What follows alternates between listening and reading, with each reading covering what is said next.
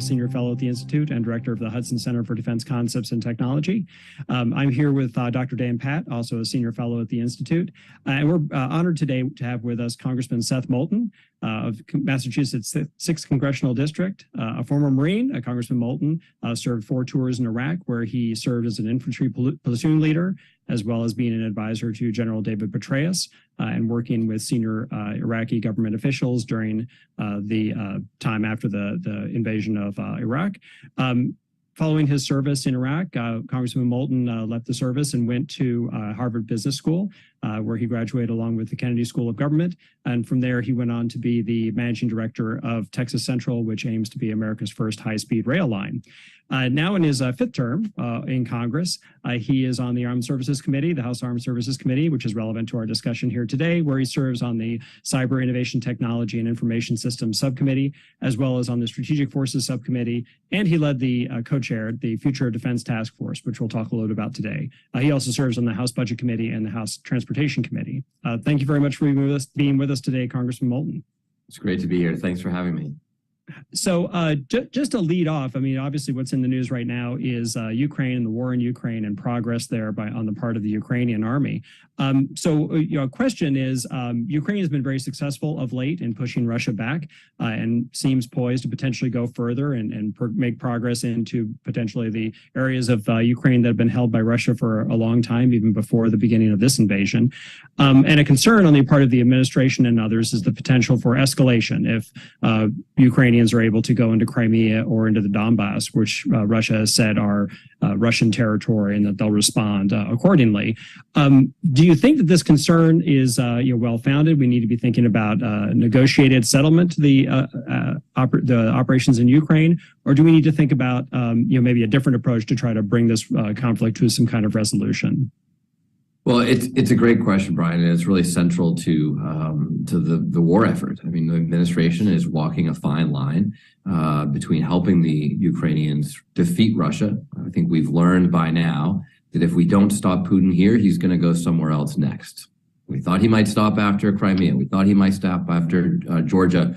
Who knows what's next if he can eke out a win in Ukraine? But walking a line between defeating Russia, so that doesn't happen, and starting World War III, which is not unreasonable. I mean, the Russians have in their doctrine the use of tactical nuclear weapons. I've seen through exercises how quickly that can escalate into a full-on nuclear war. That is not fear-mongering or exaggeration to say that that is a risk literally for humanity. So I think the administration has actually done a remarkable job here. I was critical of the administration early on for not a sufficiently deterring conflict. I was critical of them for not supporting the Ukrainians quickly and robustly enough. But I do think this is an aspect of the conflict, arguably the most important aspect, that they've really handled quite well. Those are great points. And I think one interesting aspect of this to think about is what does this imply for other conflicts that the U.S. might find itself in, where it's supporting a third party dealing with a aggressive neighbor like Taiwan. So the concern with a Taiwan operation is always the escalation involved in having to strike mainland targets in China to be able to successfully defend Taiwan. Do you think we need to start thinking about the implications of Ukraine and the situation it has with regard to Russia in the context of Taiwan and China as well, and start gaming out plans where we maybe don't get that opportunity to strike the mainland? Look, without question, and this was one of my first questions to Secretary Austin and Chairman Milley when they came before our committee for the first time since the war began. What lessons have we learned from Ukraine that are applicable to Taiwan? And I think there are a few that are worth running through real quickly. We've been able to kind of come, better late than never with a lot of supplies and armaments to Ukraine to get them to where they are today in the fight. We don't have that option with Taiwan. One of the first things China will do is blockade off the island. So we can't come in after the fact and supply them weapons. Everything they need for the fight, we have to have on the island to begin with. A second factor is the usefulness of the National Guard. Ukraine has shown remarkable resilience with civilians taking up arms. Many of them have been trained in the past or got quick training before the conflict. Taiwan's behind on developing a National Guard, but they are moving in the right direction, and they're, I think, just about to, if not already, have passed a law to extend National Guard training and service. So they recognize that this is an issue. The third lesson is the value of asymmetric weapons. You have $1,000 drones taking out $50 million tanks, and that's something that and don't quote me on the exact price of a tank. I might have that wrong, but you get the point, which is that asymmetric capabilities are absolutely critical. I think Taiwan has a history of wanting very traditional capabilities, and we've got to make sure that they beef up on the asymmetric capabilities that are winning wars.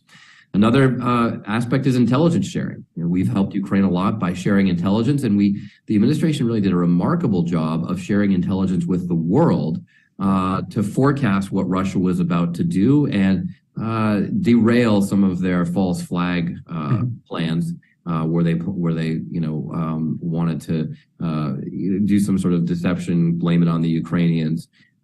Because we told people in advance that this was coming, the Russians were caught flat-footed. So these are a lot of important lessons that apply to Taiwan. But having said that, this is a very different fight. We're not going to see a case where, 8 months into the war, America is supplying the Taiwans with the kind of continued weapons and ammunition that they need to continue the fight.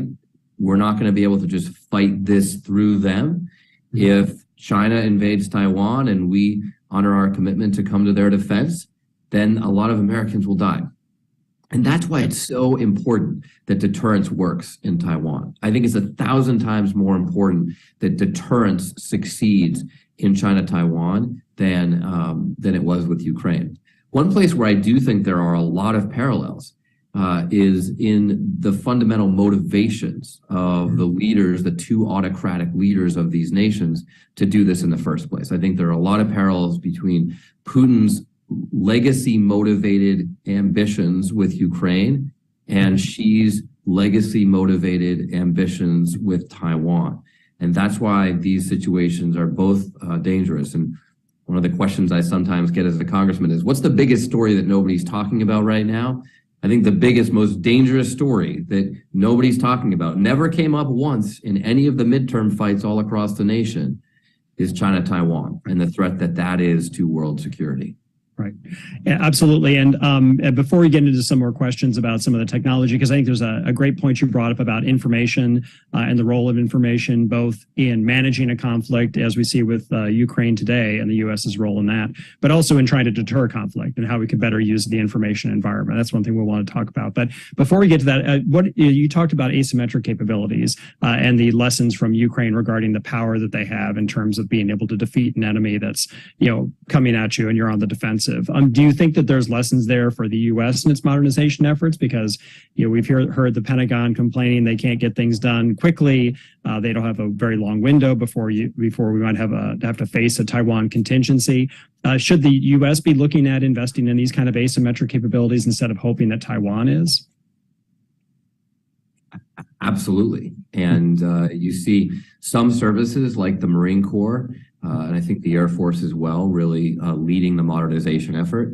I think you see other services like the Navy and the Army really dragging their feet, not moving quickly enough. And this is something I don't think any of the services are moving quickly enough.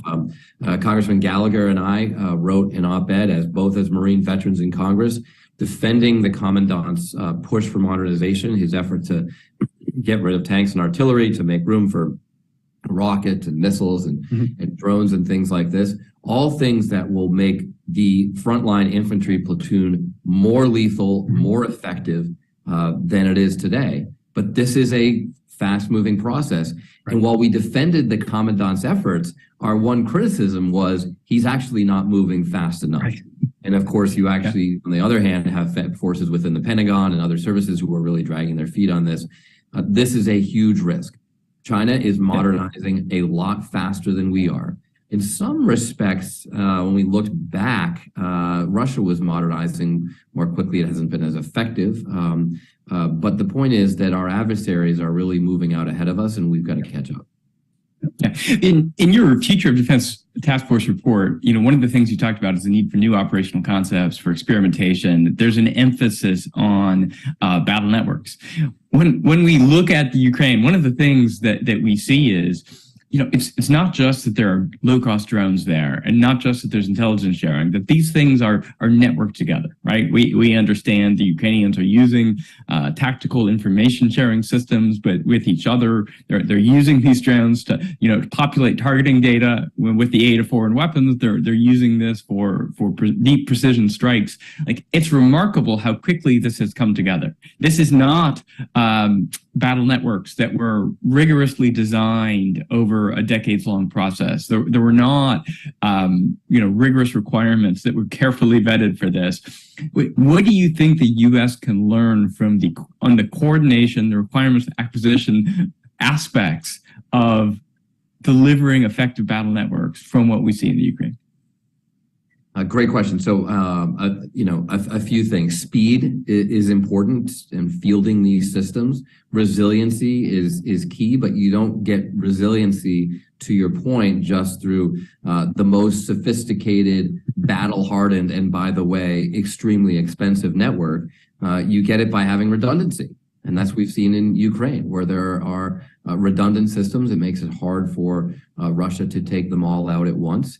You obviously see tremendous integration of the commercial sector into this. Starlink is not a military system. It's a commercial system that the military has been able to use. So these are all important lessons that really fly in the face of traditional weapons development programs in the United States, where you have, decades to develop requirements and systems and test them. And by the time they get out to the field, that's a different story. I mean, I remember being in Iraq, where in the invasion, we had one Blue Force tracker for the entire battalion. And it was quite a thing when a few years later, I had one in my own Humvee. And of course, a Blue Force tracker is a moving map on a computer screen, which, that was, seemed pretty innovative in 2001. For anyone with a cell phone nowadays, that seems pretty pathetic. And when we wanted to update this Blue Force tracker, which obviously had been developed in the 80s and the 90s, we'd get out a 3.5-inch disc and spend a few hours downloading a new map.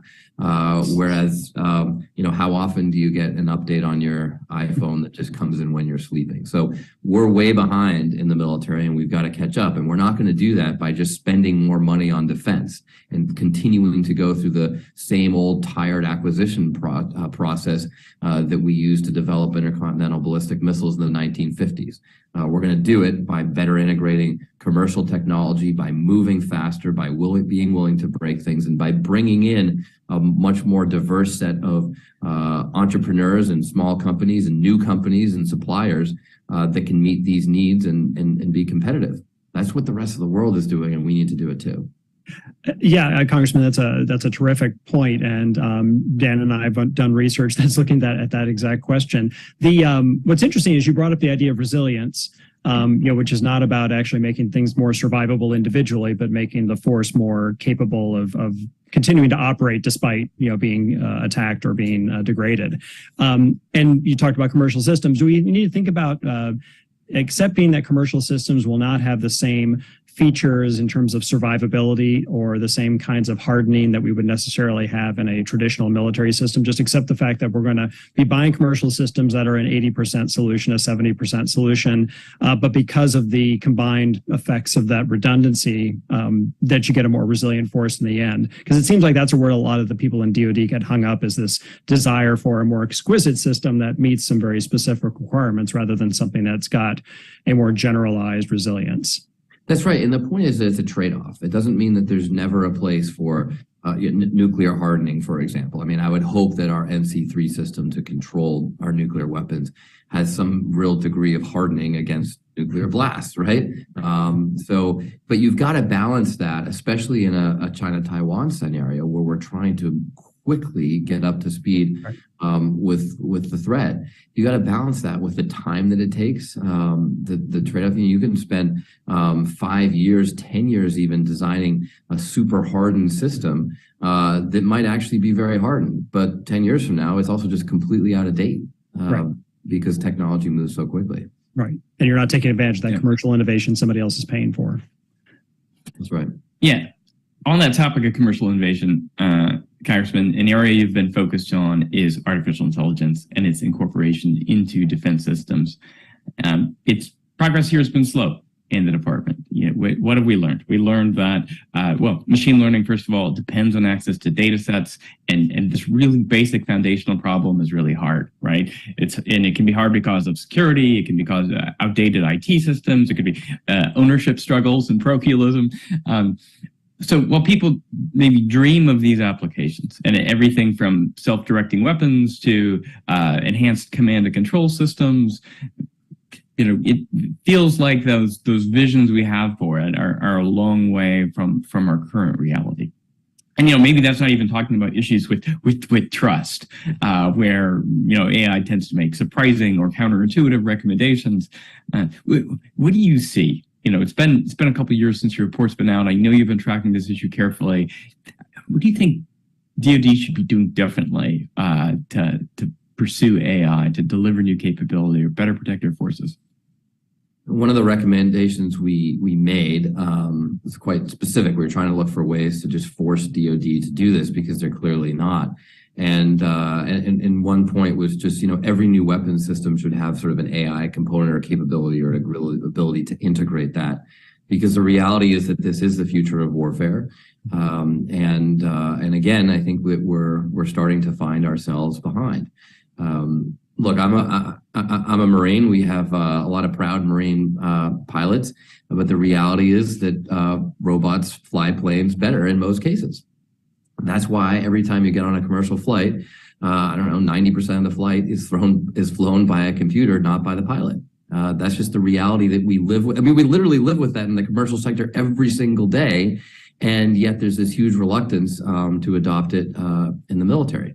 So we have, we've spent ungodly amounts of money on the F-35, much of which is meant to, keep that pilot safe. And I'm not saying that there's never going to be a role for pilots in aircraft, but I think that if we were really looking at the future, we'd be developing a lot more pilot-less aircraft than aircraft that have to keep a pilot alive just to do their job.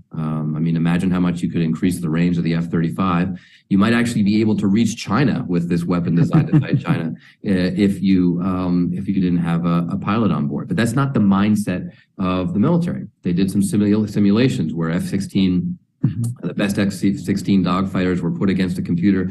The computer won every time. And I heard a pilot make an excuse, say, well, the thing is that the turns that these computers were taking, they would probably, the G-forces would be so great that they'd probably knock a pilot out. Well, first of all, that's just patently not true, because obviously a constraint that they put on the model is to not, have G-forces too great for the pilot. But an even better model would not have that restriction, because it would not have a pilot flying the plane. So no matter how you look at it, the AI wins, and we've got to come to terms with that and recognize that as a military. So there's a lot more to be said about this, but I want to make one point that I think is especially crucial here, which is that there's this whole other dimension to the AI discussion, which revolves around the ethics of AI, not just trusting AI. That's what we were just talking about. Do pilots trust that AI can fly an airplane? The ethics of AI, of course, govern how it's used.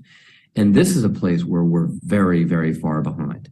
Coming out of World War II, when we developed the first nuclear bomb, there was a tremendous concerted international effort, in many cases led by the very scientists who developed these weapons, to constrain their use, to prevent nuclear proliferation, to establish international norms, conventions, and treaties to limit the use of nuclear weapons. It's a regime that's been remarkably effective. There hasn't been a nuclear weapon used since 1945. Well, there is no effort whatsoever in that department with regards to AI. And I would argue that AI-enabled weapon systems may ultimately be even more dangerous than nuclear weapons. And they're certainly headed in that trajectory if we don't have any constraints around their use. If we do not lead this effort, if we are not the ones who fundamentally set the ground rules agreed to by international treaty, for the use and development of AI-enabled weapons, and we leave that to adversaries like China, then we're going to lose, because China doesn't care about civilian casualties. They don't care as much as we do about collateral damage. And so therefore, if it's a free-for-all, we're going to have more restraint on our weapon systems, more restraints than they will on theirs, and theirs will therefore probably be more lethal. So I think it's a national security imperative, not just a human imperative or an ethical imperative, that we have a major effort to establish the rules around the use and development of AI. And we're really doing next to nothing in that department. So this is a big effort of mine. This is something that I am pursuing. I had a long conversation with an AI expert in the private sector about how we can involve the private commercial sector in the development of this ethical framework. And I'm going to be pursuing that among some of my other priorities over the next Congress. Yeah. Congressman, so just so I understand that point, let me dive into that. So you're suggesting that this isn't just about the more effective weapon, that this is really about the international norm setting, the standards, the acceptance, establishing the moral high ground that the U.S. should try to occupy. Is that right? That's right. And look, I think you can win this argument by simply saying that, AI weapons could take over the world. That's not a crazy science fiction future. That might be in 50 or 100 years that we get to that point. And so literally for the survival of humanity, we should have these rules, just like for the survival of humanity, we have agreements and restrictions around the use of nuclear weapons. But there is this other dimension, which I think is more immediate, which is that we want these rules to work in our favor. The Intermediate Nuclear Forces Treaty has been oft criticized because, hawks think that this really limited our development of these weapons that now some of our adversaries have. Of course, China has developed these. They're outside the treaty. Russia has developed them in spite of the treaty. But for a very, very long time, having this treaty not only limited the overall number of weapons in the world, which makes us all safer, but it actually gave us a great advantage, because Russia had ground-based intermediate range weapons that were scrapped because of the treaty. We had submarine-based weapons that could fill that gap that Russia really didn't have. So essentially, the treaty made everybody a little bit safer, but it also gave us a strategic advantage. And that's how we should think about these things. Even though I think, like I said, you could probably win the argument that this is necessary purely on the ethics. Right. So a question on that, Congressman, is one of the areas we've been looking at is the role of humans in automated weapon systems operations. So the role of human and machines working together to do command and control, for example, to build courses of action. The role of humans in helping weapons determine whether they're going after the right target or not, or make that decision as they're approaching the target. And the fact that, oftentimes you get better performance if there's a human and machine working together rather than having the machine try to do this entirely by itself. And what we found in some of the research is, AI-enabled systems this effect is exacerbated, right? So an AI-enabled weapon can be fooled into pursuing the wrong target or pursuing an ineffective course of action if you don't have a human in there to act as a check on it. Is that a way to go? Humans can be fooled too, but humans can be fooled as well. But you'd hope that, and what we've looked at is the idea that, well, between the human and the machine, maybe they're not both being fooled simultaneously. But of course, that could happen as well. The idea, though, is that maybe, an ethical framework that forces humans to be involved in decisions that AI-enabled systems are making, that may, be able to enforce more ethical behavior, but it may also make us more effective. Do you think that's a path we may go on? Because I think one argument people will make is, well, why would we unilaterally disarm when China will probably not follow these rules anyway? It seems like maybe there's another path which says this is actually a more effective way to use these systems. Yeah, I think there's a lot of evidence that right now that's probably the case. And there's certainly examples throughout history of when humans have corrected systems. There was a famous example in the 1980s where all the Russian systems said that a massive incoming nuclear strike was coming, and one Russian major, I think at the time, completely disobeyed orders and said no, he didn't think that was what's going on. And we're probably having this conversation today because of that Russian general, or Russian major. So So yes, there are a lot of examples of where this is the case, but I think that, as these systems are developed, we'll find out that there are some things where you probably don't want a human involved. A defensive, an anti-missile defense on a ship that's supposed to take out an incoming anti-ship missile, like that has to happen so quickly. You probably just want the computer running that. But then there are a lot of other places where together working with computers, humans, and AI together can make better decisions. Right.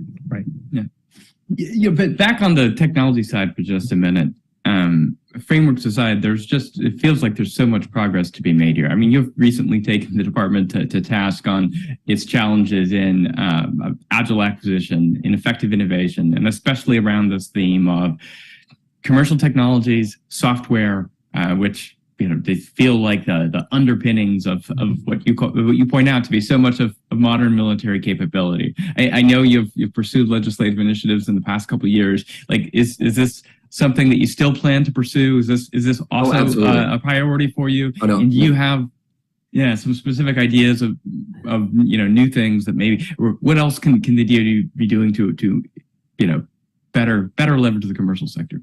If we were to go through the list, it would take another couple hours, so I won't try to do that. But let me just emphasize once again, we're really behind here. We're really behind. So we released the Future Defense Task Force report a couple years ago. We just more recently released a report card where we track the progress on different initiatives, what's moving ahead, what's not. But through all of this, it's not just working on these problems; it's solving them quickly. Time really is of the essence. Time is especially of the essence when it comes to deterring a conflict with China over Taiwan. We've got to prove to Xi Jinping and the Chinese military that we're going to stop them in their tracks. And we've got to prove that to them before they decide to invade. Having all the capabilities we need to deter China ready to go by 2032 is probably too late.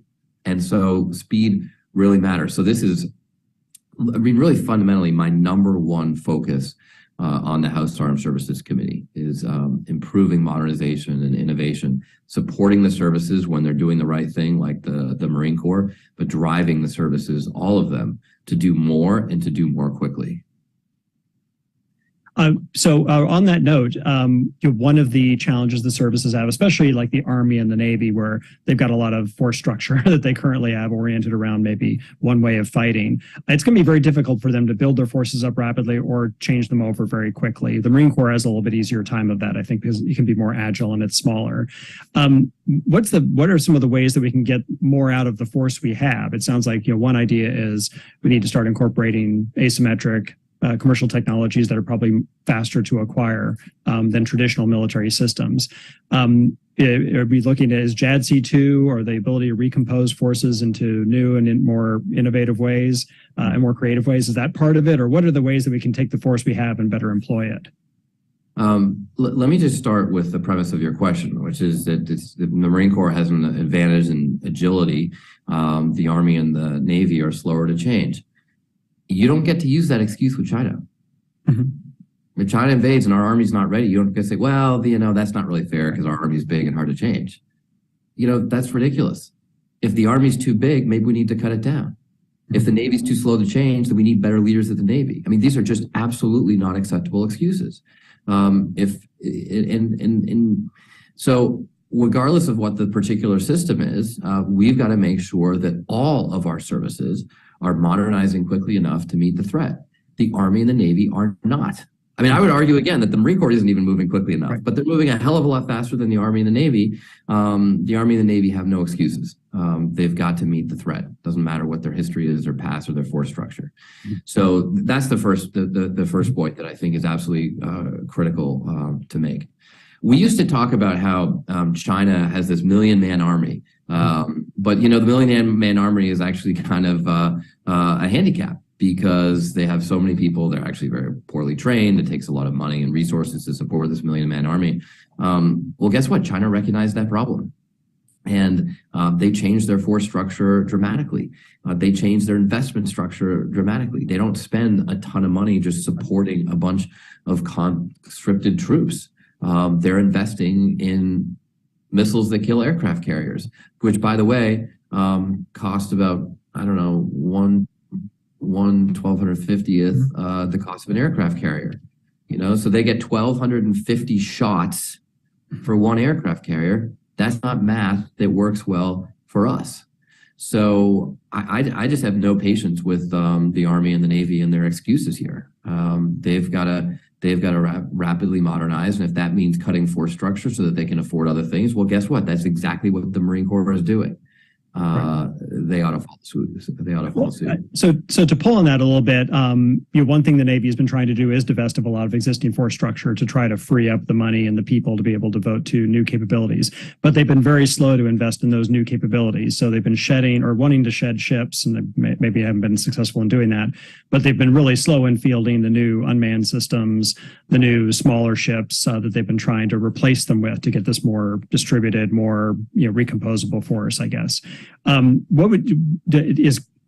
Congress help spur the Navy and the Army in this case to buy the new things they need to buy more quickly? Because it seems like they're okay with shedding the old stuff, but they are terrible at buying the new stuff. Well, I think it's a bit of a balance. And yes, Congress can do more to encourage this. Congress can also just not get in the way. And let's be honest, there have been many times when it's been Congress that has held up this modernization because we insist on holding on to the old things. And that's usually for local domestic politics, and that's wrong. And as a freshman, I think I had a big debate during the NDAA markup about whether or not we should go against the wishes of the Air Force and force them to retain A-10s. And everybody loves A-10s. I get it. A-10s supported me in Iraq. I also saw A-10s kill a bunch of Marines. Not literally there. My first sergeant was there. So they're far from perfect. But here's the point. The Air Force actually wanted to modernize, put that money into future systems that we need to fight China. Congress held them back. And some people came to me afterwards and said, well, Seth, this was easy for you to carry the water. But, the person on the other side had a lot of A-10 equities. The person who had the amendment to force the Air Force to hang on to the A-10s just happened to represent the largest A-10 base in the world, just happened to have the closest congressional race in the country, and just happened to be an A-10 pilot herself. But it's our job as members of Congress looking out for our national security to step away from those selfish equities and do the right thing for the country. And as it happened, the new engines for the A-10 that would be bought as a part of this amendment are made at the largest factory, the largest employer in the toughest city in my district. But I accepted the responsibility in carrying the water for this amendment, literally risking taking away jobs from my aircraft engine plant. I said, this is the right thing for our national security. It's my responsibility to do the right thing for our national security and then go back to Lynn, Massachusetts and explain to the workers at that plant why we had to make this tough decision. That's what we need to see more of from Congress as well. But on the spurring innovation side, look, we're constantly talking about acquisition reform. There's a joke that if we could just get China, instead of stealing F-35 plans, to steal our federal acquisition requirements and start following those, then we'd actually win this race. We clearly need to dramatically change the FAR, the federal acquisition requirements. Right. But before we can get there, we probably just need to double down on programs within DoD that are working well. And that's why you see a lot of members of Congress fighting for funding for programs like the Defense Innovation Unit, DIU, because, look, none of these groups is perfect, but they have proven time and again that they can field equipment and capabilities more quickly than the traditional acquisition system. Right. And the traditional acquisition system seems to have a very tough time with new systems like unmanned systems, where the requirements probably not well defined in advance, and they're having to do some kind of iterative process of development and work with the operator. Exactly right. challenging for them to think through, because arguably there's enough authorities out there for them to do these acquisition processes more quickly. It's just they fail to be able to execute because they just are incapable of getting out of that traditional mindset. Yeah, I mean, that's a pretty in the weeds point, but you're absolutely right. That's actually one of the things we determined on our Future Defense Task Force, that a lot of the things that we wanted the services to do didn't actually require new authorities from Congress, because Congress actually already provided those authorities. The services aren't taking advantage of them. I'll give you an example outside of the acquisition process. Several years ago, we gave the authorities to the services to change their promotion system, to take experts in and just bring them in at higher ranks. That kind of flexibility is clearly something that we need to hire and retain the kinds of talented personnel that are needed to man these sophisticated new weapon systems. We're competing for cyber warriors against all the private sector cyber companies like Apple and Google and all the and Microsoft and all the companies that actually focus on cyber in particular. And it turns out that we actually have given the services those authorities, but they haven't used them. Right. Yeah, which is pretty relevant today, considering the services are talking about recruiting and retention challenges, being able to meet their not only their quotas for recruiting, but just to keep people in the service when there's other opportunities elsewhere. And I guess it goes also back to your point about commercial. So is a way that DoD could maybe help fill this gap in terms of technical expertise, leveraging commercial providers for services in cases where it would have previously been something the government did itself, but maybe we need to shift that to a commercial provider that we can have, building the software that puts together a force package downrange, as opposed to doing that upfront in the acquisition process. Yes, I mean, the quick answer is yes. We definitely need to do that. Leveraging commercial suppliers is another way to say contracting out, which is not always what we want to do. I mean, I think that the degree to which, for example, we have contracted out security, we have a lot more military contractors doing the jobs of our troops, is not fundamentally healthy for our democracy or effective for our national security in the long run. So I think there are places where we've got to be careful about this. I don't think that having an army of contractors, essentially a mercenary army fighting our wars, is where we want to get, because when the going gets tough, they're going to be looking at their paycheck rather than their values as to why they're there. And that's not going to be an effective fighting force. Right. But there are places where we absolutely need to be more flexible with this, and that's really the point. And I think if you look back to to a conflict like World War II, where we look at sometimes sort of, it seems like America really came together as best we can. Certainly there are a lot of places where we've leveraged the commercial sector. We had entire commercial factories just turned over to military production, and they weren't run by soldiers or Marines. They were run by civilians. And you also, by the way, had much more flexible promotions. There are a lot of lessons, ironically, that we can still still use from World War II, I think.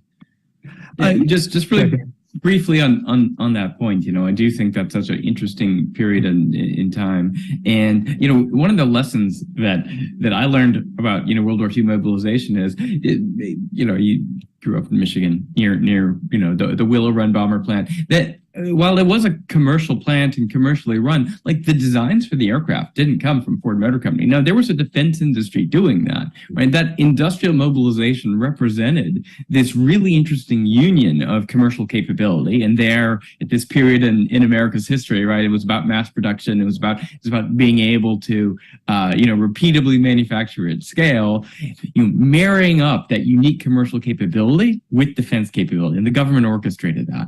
And I do wonder if our challenge today isn't similar. Except now our economic driver is in information technologies. It is, it's expressed in data and software and AI.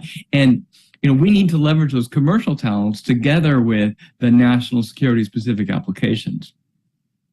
That's absolutely right. And the integration piece is key. I think going into the Future Defense Task Force report, There were some people, and this tends to be, not to break this down by ideology, but it's sort of an interesting debate. There tend to be more conservatives who say we just need to use the commercial sector. And then the more liberal position is usually we need to give the government money. And a place where you really see this applicable is in research budgets. A lot of times, it's Democrats who are defending the money for basic scientific research at universities, whereas Republicans are saying, hey, we don't need that. The commercial sector is developing things more quickly. And the overwhelming bipartisan conclusion of the Future Defense Task Force was that we absolutely need both. That there are places where we should be leveraging the commercial sector way more. But the commercial sector gets a lot of their basic technology from the basic research science that's done by universities that they're never going to support because it's too risky. And you need government funding for that as well. But when you get to the mobilization piece, as you were saying, Dan, a lot of this is about integration. It's about using the talents of the defense industry and leveraging them more broadly with all the resources and the innovation of the broader commercial sector. And you know who's doing this really well? China. China's doing it really well. And they have some advantages because if you're a company in China and the government says jump, you're going to jump. And we don't want that system fundamentally, but we've got to recognize that that's our competition. That's our threat right now. And if we're not integrated as well as they are, we've got to realize that we're going to have to do better if we want to win this race. Yep. Well, I think that's a terrific point to end on, Congressman Moulton. That's really the heart of the discussion we were trying to have, is this idea of how do we better leverage the commercial sector to innovate in the Department of Defense and improve our military and modernize. So thank you very much for your time today. Thank you for being with us and giving us your insights. Thank you very much. I appreciate it. We appreciate Congressman Moulton being here, and also thank you, David Altman, for producing this. And from the Hudson Institute, I'm Brian Clark. Have a great day.